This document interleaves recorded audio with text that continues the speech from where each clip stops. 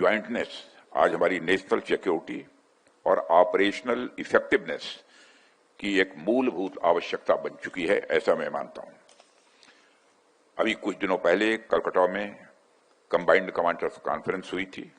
वहां पर सीडीएस भी मौजूद थे, हमारे तीनों सेनाओं के चीफ्स और कमांडर्स भी मौजूद थे।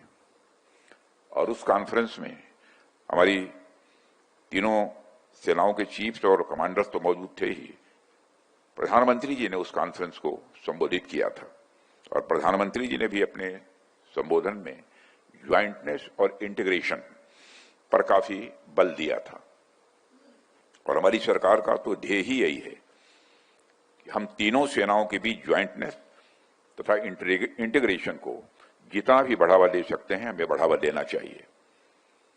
और हमारी सेनाएं न सिर्फ दुनिया की सर्वश्रेष्ठ सेनाओं में गिनी जाती हैं, बल्कि उनके वैल्यूज और उनकी अप्रोच की भी दुनिया में सराहना होती है। और हमारी यह सर्विस की अपनी गौरवशाली परंपरा रही है और परंपरा के साथ मैं यह मानता हूं कि हमारी यह पहचान भी रही है।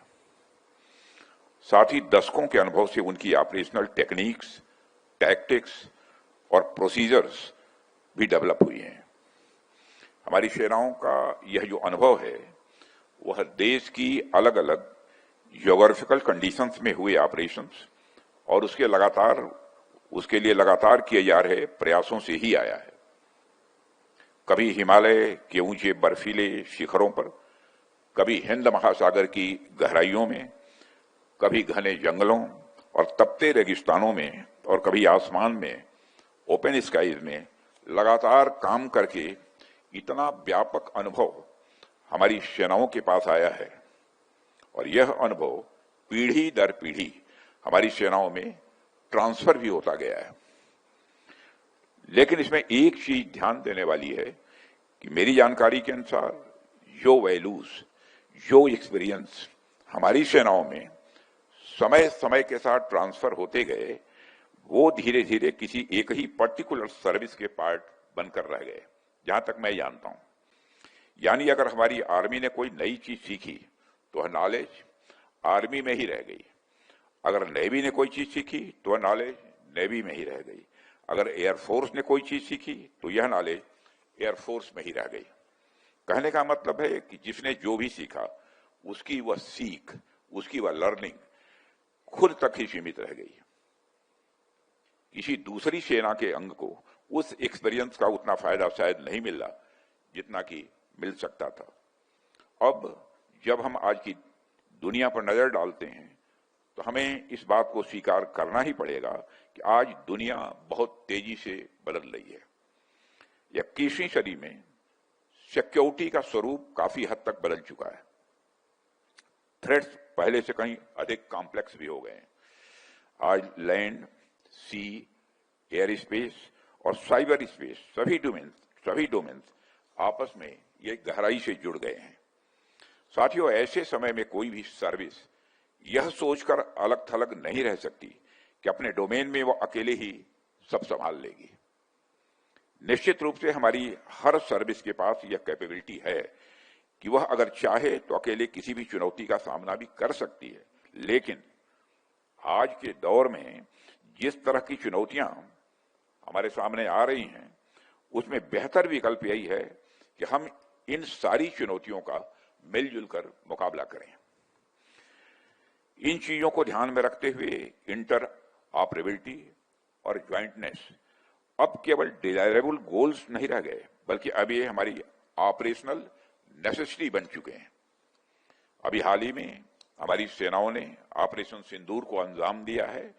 इसके लिए मैं आप सबको और तीनों सर्विसेज के अपने सेना के अधिकारियों और जवानों को मैं बधाई देता हूं।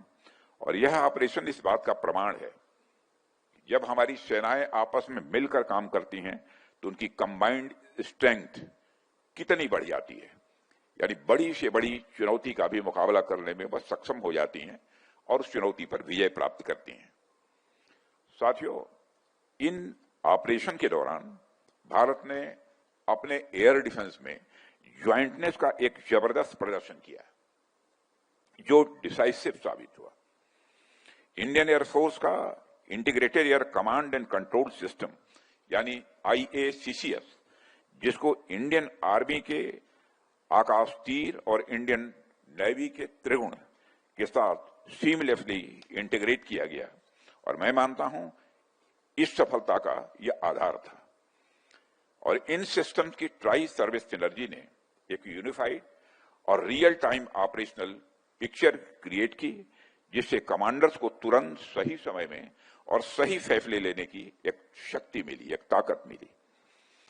इसमें IACCS ने आकाश तीर और त्रिगुण के साथ मिलकर बैक बोन की तरह काम किया और कमांड एंड कंट्रोल को एक नए स्तर तक वो ले गया। इनके माध्यम से सिर्फ सिचुएशनल अवेयरनेस ही नहीं बढ़ी, बल्कि फ्रैक्टिसाइड का जोखिम भी बहुत कम हुआ, जिससे हर एक्शन एक्यूरेट और इफेक्टिव बना।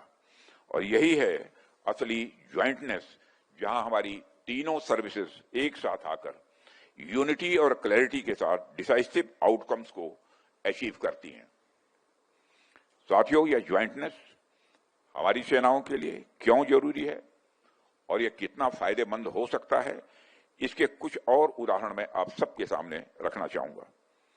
हमारी सेनाओं ने वर्षों के अनुभव से अपने अपने इंस्पेक्शन और ऑडिट सिस्टम डेवलप किए हैं। पीस टाइम की डे टू डे प्रिपेयर्डनेस से लेकर कॉन्फ्लिक्ट्स के दौरान सीखे गए कठिन सबक तक ये सिस्टम समय के साथ डेवलप हुए हैं। लेकिन आज के इंटीग्रेटेड ऑपरेशन के युग में ये जरूरी हो जाता है ये सिस्टम्स एक दूसरे से सीमलेसली जुड़े रहें। और यह बिल्कुल सामान्य सी बात है कि यदि हमारे इंस्पेक्शन और सेफ्टी स्टैंडर्ड्स अलग अलग रहेंगे तो मुश्किल समय में स्वाभाविक रूप से कंफ्यूजन पैदा होगी। दूसरी ओर ऐसी स्थिति में डिसीजन मेकिंग धीमी हो जाएगी। एक छोटी टेक्निकल गलती भी मैं समझता हूं कास्केडिंग इफेक्ट पैदा कर सकती है। लेकिन जब स्टैंडर्ड्स अलाइंड होंगे, जब इंस्पेक्शन और ऑडिट रिपोर्ट्स सभी सर्विसेज द्वारा यूनिवर्सली एक्सेप्टेड होंगी, तो उस स्थिति में कोऑर्डिनेशन भी स्मूथ होगा और हमारे सोल्जर्स का कॉन्फिडेंस भी स्वाभाविक रूप से बढ़ेगा। साथियों, इसके अलावा आजकल हमारे सामने एक नया खतरा साइबर अटैक्स और इंफॉर्मेशन वारफेयर का भी है। इन चैलेंजेस के संदर्भ में भी एक बड़ी जरूरी बात उभर कर सामने आई है। अगर हमारी सेनाओं के साइबर डिफेंस सिस्टम अलग अलग सर्विसेज के लिए अलग अलग स्टैंडर्ड्स पर ऑपरेट करेंगे तो उनके बीच एक गैप क्रिएट होगा ही। फिर उस गैप को एक्सप्लॉइट कर पाना हमारे एडवर्सरीज के लिए या किसी भी हैकर के लिए पॉसिबल हो सकता है। इसलिए हमें साइबर और इंफॉर्मेशन वारफेयर के स्टैंडर्ड्स भी यूनिफाई करने ही होंगे। साथियों, मैं यहां एक महत्वपूर्ण बात को साफ करना चाहता हूं कि जब हम स्टैंडर्डाइजेशन की बात करते हैं, इसका मतलब यह बिल्कुल नहीं है कि हमारी हर सर्विस की अपनी यूनिकनेस ही खत्म हो जाएगी। हमारी तीनों सर्विसेज की अपनी ताकत, अपनी विशिष्टता और एक अपनी कार्यशैली है। हमारी तीनों सेनाएं अलग अलग सिचुएशंस में काम भी करती हैं और इसी वजह से उनके सामने आने वाली चैलेंजेस भी स्वाभाविक है कि वो अलग अलग होती हैं। हम सेम प्रोसीजर और हर सर्विस पर हम थोप नहीं सकते हैं। हिमालय की ऊंचाइयों पर तैनात किसी आर्मी डिटैचमेंट के सामने जो चैलेंजेस होंगे वह डिजर्ट में काम कर रहे किसी एयरफोर्स स्क्वाड्रन की चुनौतियों से पूरी तरह से अलग होंगे। एक तरफ एक्सट्रीम कोल्ड की सिचुएशन है तो दूसरी तरफ एक्सट्रीम हीट की सिचुएशन है।